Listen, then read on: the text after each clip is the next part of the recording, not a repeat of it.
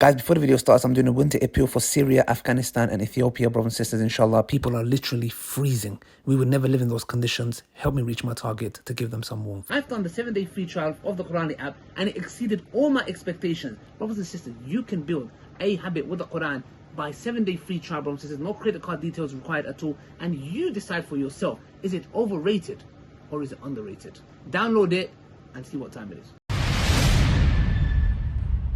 Assalamu alaikum wa rahmatullahi wa barakatuh, brothers and sisters and dear friends. Hope you guys are well, inshallah. Before I start, I want to praise Allah subhanahu wa ta'ala, the most merciful, the most just. All praises, glory and gratitude belong to Him. In this video that I came across, this was in America. It's a YouTube channel called Jubilee. And in that video, you have a group of Muslims who are standing and they asked a question. And they've got some white lines on the floor. And they have questions of how strongly you disagree, to agree, mediocre, whatever it may be, yeah? So here we go. Let's see what the question is and let's see how they react to it. And let's see what we can learn from this. Job should be mandatory. 3, 2,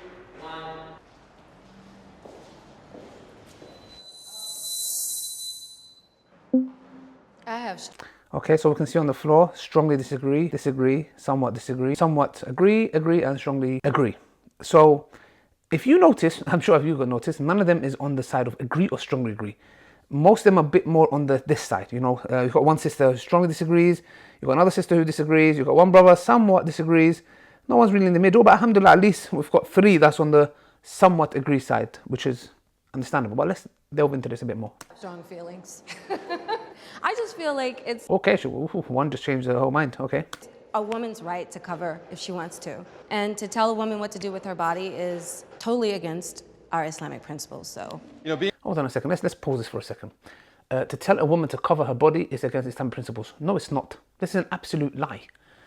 Let's be honest. Seriously, let's stop sugarcoating our religion. Yeah, because what it does, it backfires on us. And the thing is, this whole concept of covering oneself, why is it seen as a religious obligation, like Judaism, Christianity, Islam, in other religions, let's say Sikhism, Hinduism, whatever it may, they have some sort of covering as well. Why is it that religions, and specifically Islam, that we are the only ones that somehow not force but are told? Yeah. Now I'm gonna delve into that a bit more with my favorite book, Beauty Sick, because it dismantles this completely. But let's just carry on. A guy here, I just made a really conscious decision to be like somewhat agree, because people don't understand that hijab is like a concept, as far as like it's not just like the actual headscarf. Islam really promotes the idea of modesty, and that's how you get closer to God. And if you feel like having a headscarf is a way for you to get closer to God, then so be it. Headscarf is not just hijab. Let's just get that right, okay? 100% agree with that, because it's not just a headscarf, it's your behavior, it's a personality, it's how you treat your friends and your neighbors, yeah. For a lot of people, the process is build my courage, my bravery, and my confidence, and then wear the scarf. For me, it was kind of reversed. I started with the scarf because I knew that I was not gonna build that bravery unless I started wearing it. Because when you put it on, you start acting different, you start acting nicer, you're kinder, because now you're representing your religion, your faith. Let's break this down. Now, the question that I want to ask is very simple.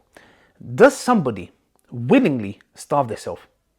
Does somebody willingly feel ugly?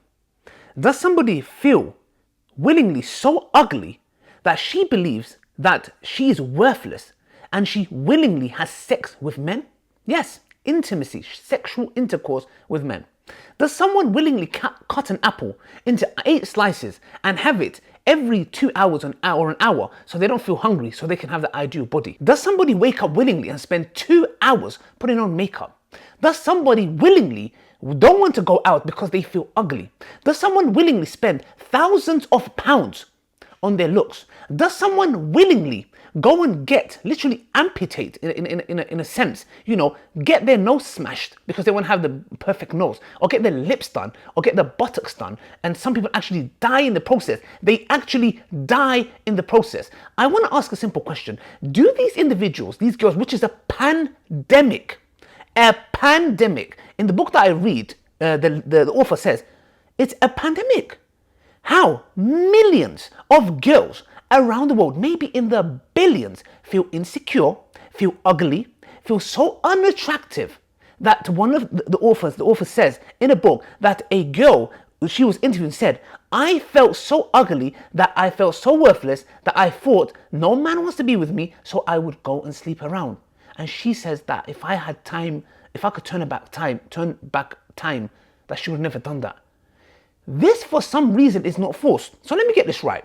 As Muslims, we are forced, and everyone's going on to disagree, etc. It's a woman's choice. No. Let me make that very clear. It's not my choice to wake up for Fajr in the morning. No, I am told to do it. I am told, not I choose to. I do not choose to grow a beard. I am told to grow a beard. I am told to fast. I am told to pray. I am told to give in zakah.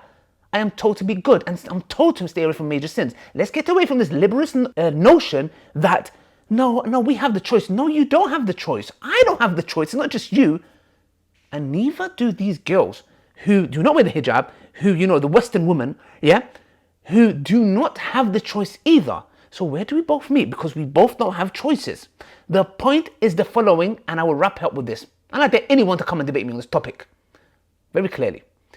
Everybody is bound to be forced. Like one philosopher said, every man is born free, but is in shackles everywhere. Meaning, either you're going to be forced by your society and be a slave to your society, and the beauty industry, and what's the beauty ideal, which the author in the Beauty Six says that it's actually rigged. You can never reach that. You can never reach that. Or you obey the one that created you. It's as simple as that. Both of them are telling you to do something. One doesn't deserve to be worshipped. One doesn't deserve for you to be enslaved to. The other one deserves to be worshipped because he created you and deserves your enslavement. I'm not talking about enslavement, not, get whipped and be up. No, with the promise of paradise, and he's worthy of worship. And once you enslave yourself to him, you only have to prove your point to him. And he doesn't look at your beauty or your outer appearance. He does not care how you look. He only cares about what's inside you. Taqwa. Taqwa, taqwa, taqwa. And that is the most beautiful thing. And that is the reason why so many women are flocking to Islam, because they free themselves and they take control of their sexuality. And they do not be an eye candy for men who use and abuse them. That makes me sick to come across women in the DM. People message me telling me I was in a relationship and I got dumped. I got broken up. Why? Because you have no security. These men, young men, are polygamous men who want to get in a relationship with you, get what they want because you've given them everything they want. Nothing to stay with, no security, nothing to hold on to. They leave and go. And you think it was a relationship that didn't work.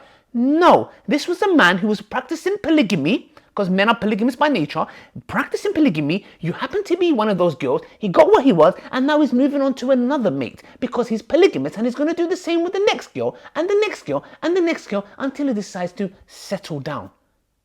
That is my point here. And I'll end on that note, inshallah. So let's not come with this, we choose to. No, you do not. You either choose to obey Allah, or you choose to obey the creation. You choose. Till next time. Don't ever come to me or anybody come and tell me women are oppressed. Alhamdulillah for Islam. Till next time, Assalamu alaikum wa rahmatullahi wa barakatuh.